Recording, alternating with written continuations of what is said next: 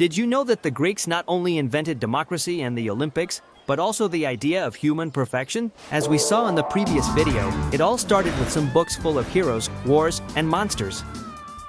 But now let's pay special attention to two legendary cities.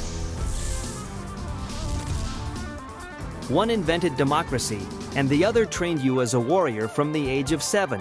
Which one would you have wanted to belong to?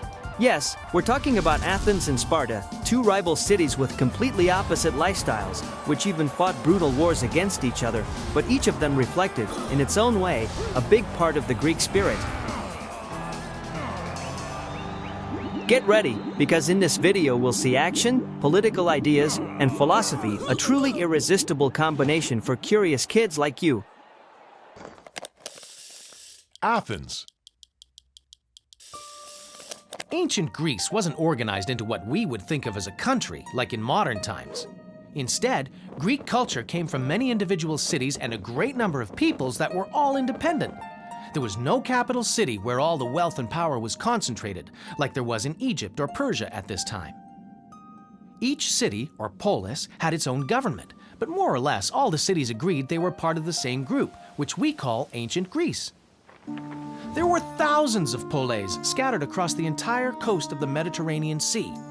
But if you really wanted to be riding the crest of the wave around about the 5th century BC, you undoubtedly had to stroll through Athens. It was one of the most important cities, and today is the symbol of Greek culture. The Acropolis was the place where the most important buildings were constructed.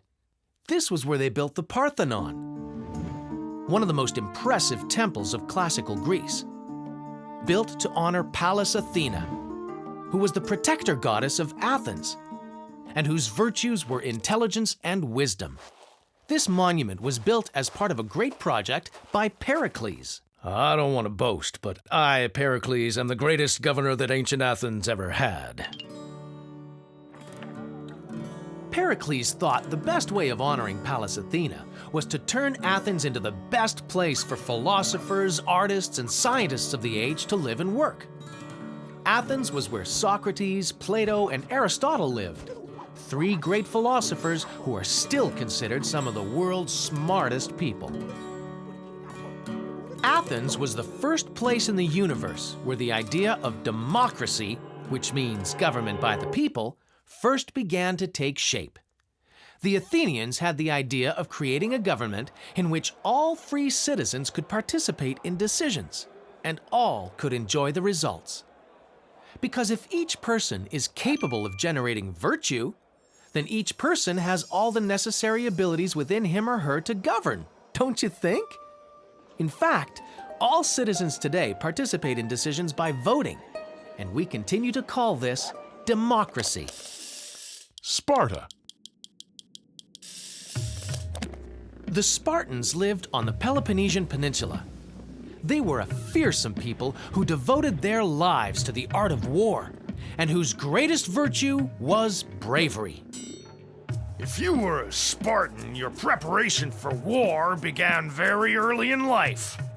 To begin with, the Spartans, by law, had to be strong and healthy. In other words, if a child was born with any sort of physical defect, it was thrown off a mountain and left to the mercy of wild animals. Now, if you were lucky enough to be born healthy, you began to be schooled in fighting at a very young age. And you stayed in the army from the age of 20 until you were 60 years old. Wow! These guys seem very tough, like superheroes. That's nothing. Open the book and find out about one of the greatest stories of the Spartans. During the Median Wars in 480 BC, a massive army from the Persian Empire, led by King Xerxes, started an invasion of the Greek cities. Only 300 Spartans, under the leadership of King Leonidas, were there to face the thousands of Persian soldiers. Despite their overwhelming disadvantage, these 300 brave Spartans managed to hold off the enemy advance in order to give more time for the rest of the Greeks to organize their defense. None of the Spartans survived the battle, but they achieved their objective, and the Persians were finally defeated. Wow. 100 brave Spartan warriors in Greece, led by King Leonidas, managed to hold off the entire Persian army.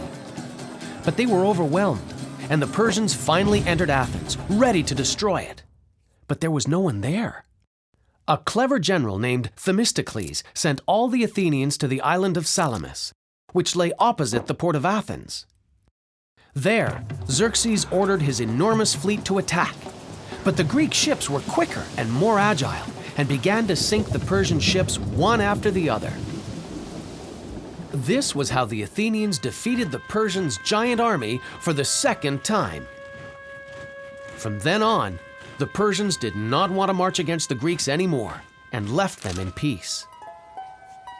This victory was a turning point for the Greeks. It strengthened their ideas of independence and freedom and began their greatest period of cultural splendor. What do you think would have happened to the Greeks if they had fallen to the Persians? Did someone say they would have been enslaved? Did you know that many years earlier, the Jews had been slaves of the Persians? Get ready, because up next you'll see what was happening in Judea while the Persians were attacking the Greeks. But first, remember that you can join the channel to enjoy the benefits of being a member, like downloading infographics and characters from our series and getting unlimited access to all the content. So thank you very much. And remember, everything is amazing when you have the desire to learn. A little deeper with our time compass and find out what else was going on around the world at that time. While the Persians were trying to destroy the proud Greek city-states, let's look at another coast on the Mediterranean Sea. Around this time, the Hebrews were rebuilding the Temple of Jerusalem, which had been destroyed by Nebuchadnezzar II, king of Babylon, about 100 years before. Nebuchadnezzar had captured all the Hebrews and had made them into slaves. But one day the Persians arrived and freed them. The same Persians who wanted to destroy the Greeks? Yes, the very same Persians. Wow. Coming up in the next episode, Greece Part 2. There was a young king in Greece who had become one of the greatest generals the world has ever seen. Let's see, I conquered here and over here and pretty much the whole ancient world. Even over here.